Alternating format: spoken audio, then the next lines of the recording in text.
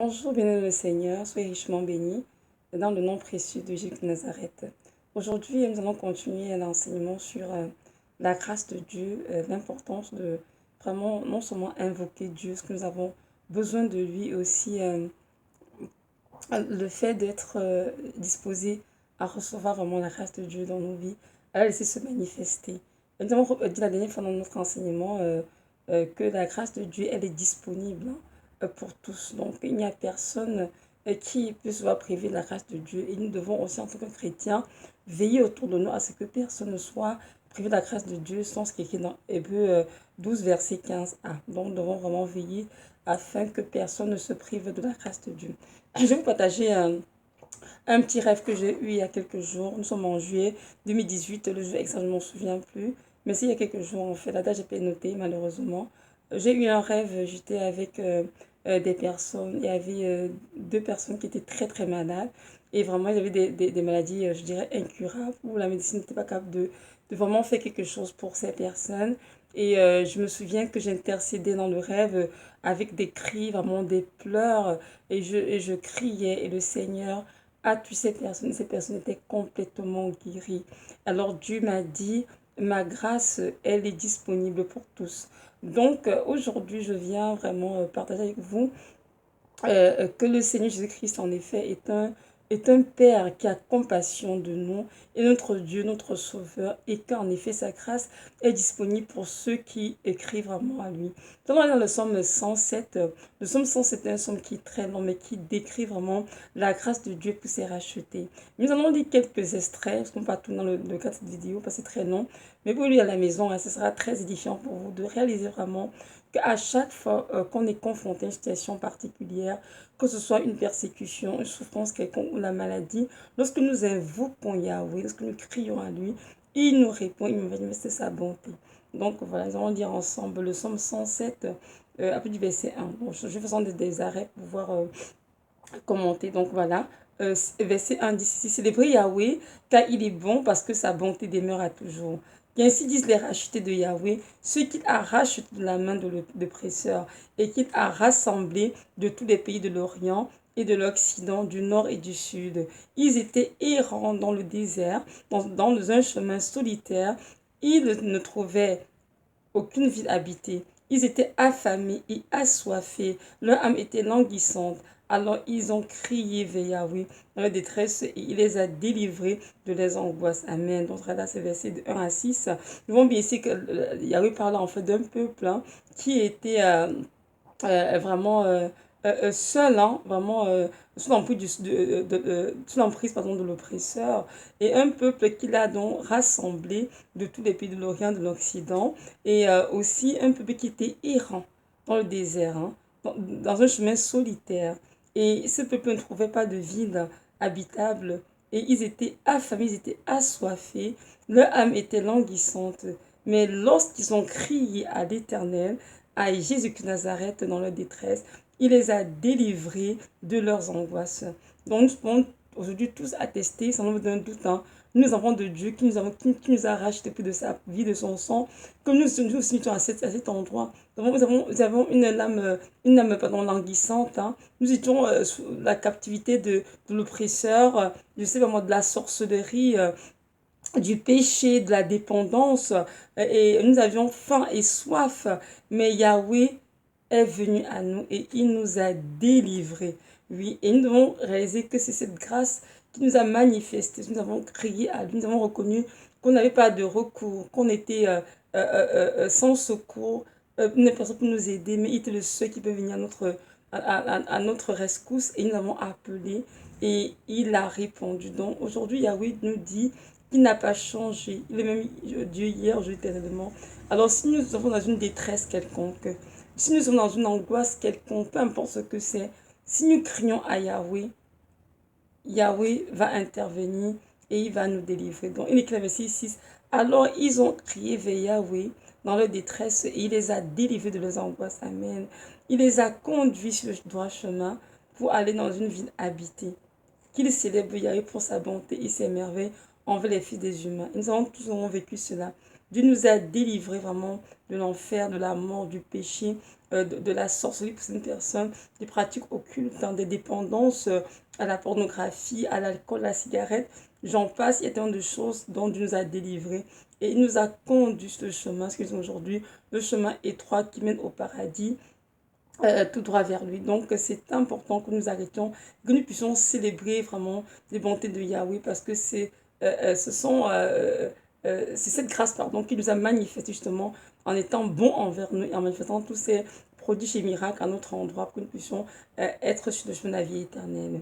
On dit ici verset 9, parce qu'il a désaltéré l'âme altérée et rassasié de ses liens l'âme affamée. Donc, si on a faim, on a soif de Dieu, même si c'est une famille spirituelle, c'est une famille même physique, hein, il faut toujours aller à Dieu. Lorsqu'on crie à Dieu, Dieu nous répond. Il est un Dieu disponible, il est un Dieu vraiment qui fait grâce à qui il veut. Donc, nous ne pouvons pas, nous pouvons rester dans notre coin et souffrir dans le silence et ne pas essayer de se couper auprès de Dieu. Non auprès des hommes. Allons toujours auprès de Jésus-Christ. Et si maintenant, il nous met à cœur d'aller voir un frère, une soeur, une petite personne pour nous aider, on ira avec joie, sachant que c'est vraiment lui qui nous envoie vers cette personne. Donc, ce qui veut dire ceci, ceux qui habitaient dans les ténèbres et dans l'ombre de la mort vivaient captifs dans l'affliction et dans les chaînes, parce qu'ils étaient rebelles aux paroles de Dieu et parce qu'ils avaient rejeté le conseil du Très-Haut. Et on dit, il humilia le cœur par le travail, ils trébuchaient et personne ne les secourait. Alors ils ont crié vers Yahweh dans leur détresse et il les a délivrés de leurs angoisses une fois de plus. Vous voyez, donc ici on parle d'un peuple qui était vraiment dans les chaînes, hein, de la rébellion. Hein. Ils étaient captifs, hein. Ils étaient dans la fiction. Pourquoi? Parce qu'ils avaient été rebelles aux paroles de Yahweh. Donc, même si toi, tu es tu es dans une situation, tu vis des choses parce que tu étais rebelle à la parole du Seigneur, il t'a dit de faire une chose, tu as fait le contraire et tu t'es retrouvé vraiment pris dans une captivité quelconque, que ce soit, je sais vraiment, une dépendance, un péché quelconque, ou bien tout simplement tu es enchaîné par les démons dans les ténèbres. Où Dieu te dit, si tu m'invoques, dans la détresse, je te répondrai. Donc, on dit que Jésus-Christ ici les a humiliés, hein, vraiment par le travail. Et ils ont invoqué le Seigneur. On dit, ils criaient avec Yahweh, la détresse, et il les a délivrés de l'angoisse. Donc, aujourd'hui, Jésus-Christ dit, sa grâce est disponible aussi pour te délivrer de toutes tes angoisses. Donc, peu importe dans ce à quoi tu te trouves en ce moment, Jésus-Christ te dit qu'il est là pour te délivrer de tout ce qui t'accapare, de tout ce qui te tient enchaîné, peu importe ce que c'est. Ça peut être une dépendance, comme je disais, à l'alcool, à la cigarette, à la pornographie, à la télévision, à Internet, je sais pas moi, une dépendance, ça peut être un péché, le mensonge, peu importe ce que ça peut être, même les ténèbres de ta propre famille, la société familiale, peu importe ce que c'est, Jésus qui te dit aujourd'hui qu'il veut te délivrer et que sa grâce est disponible si tu fais appel à lui. Donc on dit aussi 14, il les a fait sortir hors des ténèbres et de l'ombre de la mort et il a rompu le lien. Amen. Donc aujourd'hui, le Seigneur te dit qu'il est prêt à te faire sortir de tes ténèbres et à vraiment briser sur toi les liens de la mort. Amen. C'est important vraiment de comprendre cela. Il y a des personnes ici que nous voyons marchant dans la rue, mais ils sont enchaînés dans les ténèbres. Et l'esprit de mort rôde constamment autour de pour l'arracher la vie. Et aujourd'hui, Dieu te dit, peu importe tes ténèbres, peu importe l'ombre de la mort qui veut te couvrir, il est disponible pour briser ses chaînes et t'en délivrer. Alors, il te demande souvent de l'invoquer. Que tu sois chrétien ou pas, ça ne change rien. Invoque le Seigneur, reconnais qu'il est le Dieu Tout-Puissant, le roi des rois, le Tout-Puissant à qui rien n'est impossible. Invoque-le, il va te délivrer de toutes tes angoisses. Il a dit ici. Donc on dit verset 15, qui célèbre Yahweh pour sa bonté et ses merveilles en fait les fils des hommes. Donc nous, le Seigneur, devons être constamment en train de célébrer le Seigneur pour sa bonté et ses merveilles envers nous. Parce que Dieu, comme je vous ai dit, il manifeste sa grâce tous les jours envers nous. Dans les petites choses comme dans les grandes choses. Dieu est un Dieu qui nous accorde de belles choses en tout temps. Et nous comprendre que sa grâce, elle est disponible. Et elle nous fait du bien.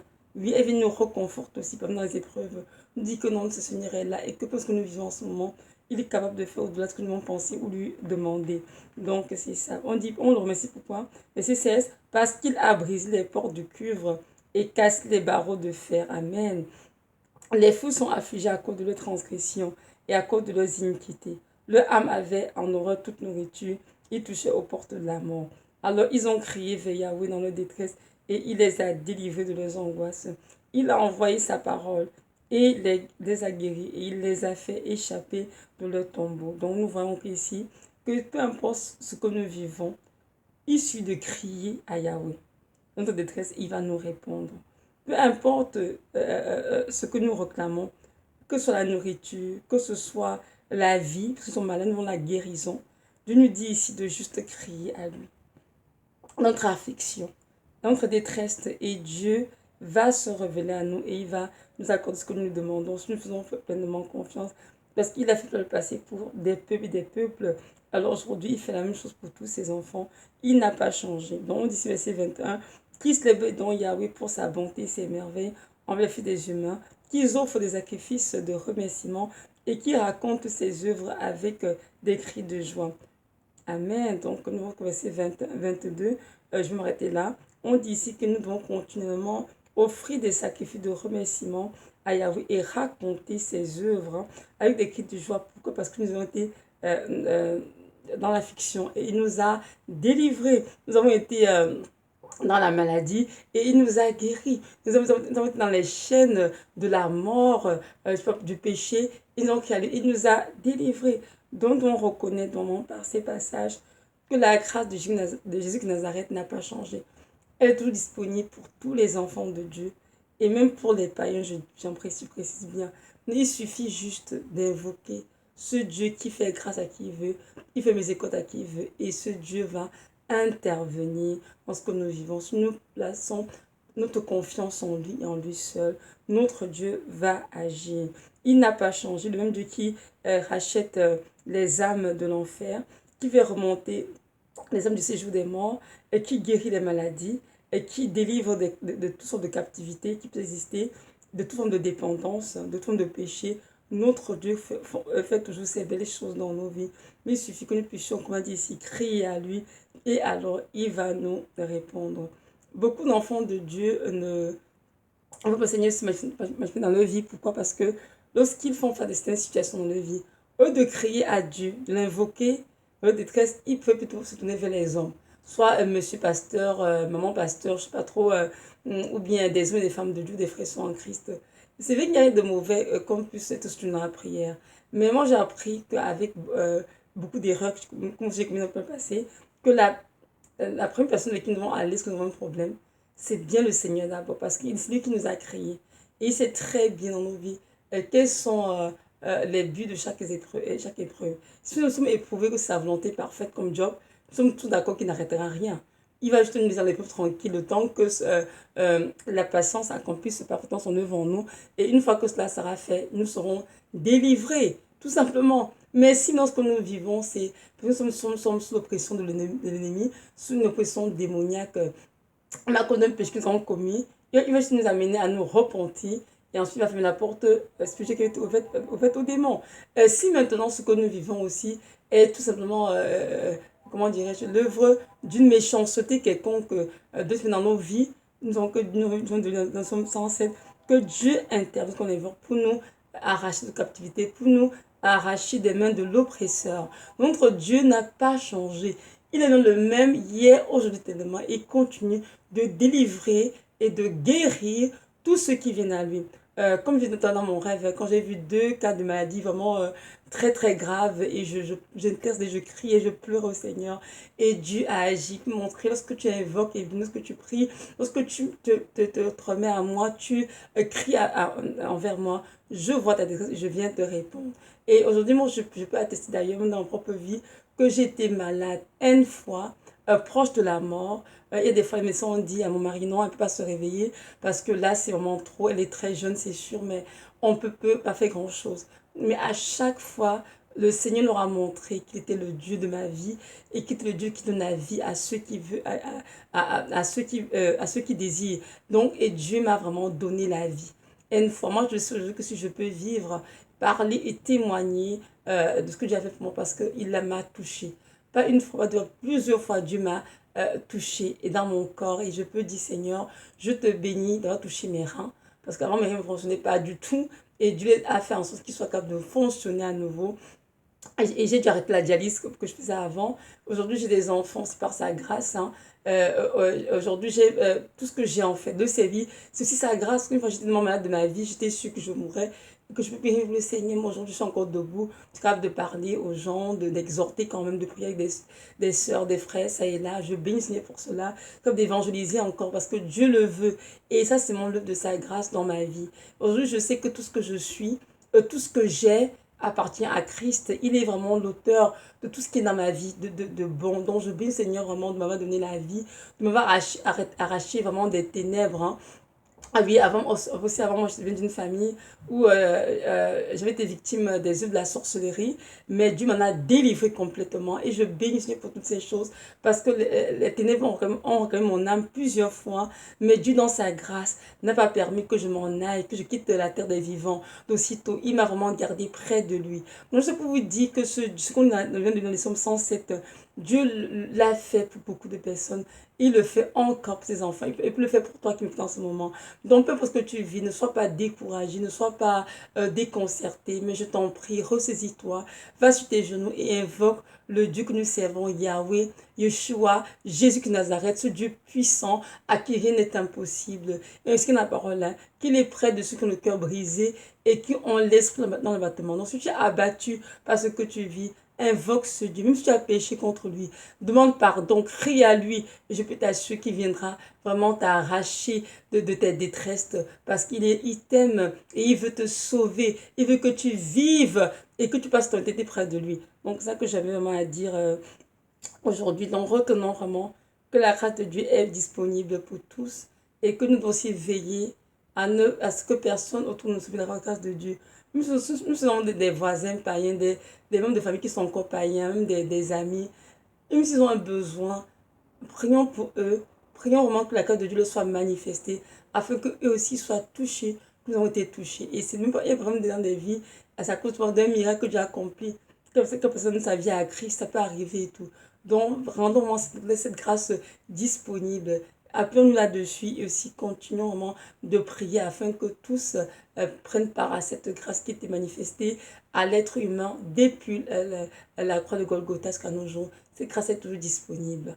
N'oublions pas que Jésus revient bientôt. Donc c'est maintenant qu'il faut vraiment nous appuyer cette grâce pour qu'il nous sanctifie, puis qu'il nous prépare pour son retour prochain. Que nous avons tout ce que Jésus vient chercher une église glorieuse, sans tache ni ride, hein, c'est important de le savoir. Et qu'il n'y a rien de souillé qui entre dans la Jérusalem céleste.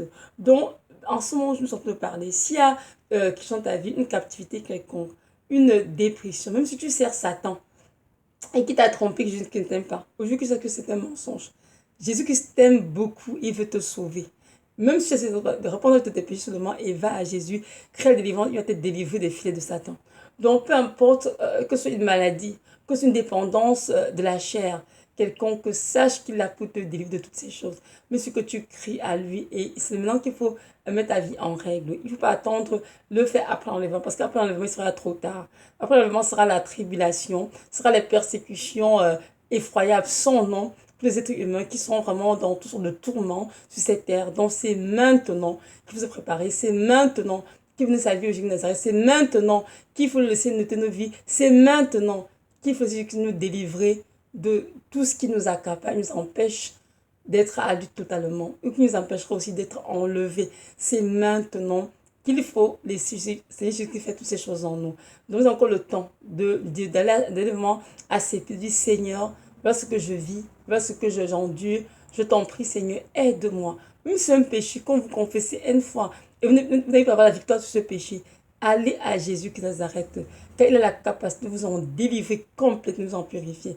Donc, comprenez que Dieu est fidèle et la belle œuvre qu'il commence en nous, il la terminera avec beaucoup de joie et d'empressement, car il veut que nous soyons tous prêts dans son retour et que nous soyons tous enlevés pour pouvoir passer l'éternité à ses côtés lorsque nous serons au ciel. Donc, c'est ça. Maintenant, si tu m'as écouté et que tu ne connais pas encore le Seigneur qui nous arrête, je vais te dire que ce Dieu est le Dieu Tout-Puissant qui t'a aimé, qui t'a créé de un et de deux, qui est mort à la croix pour toi.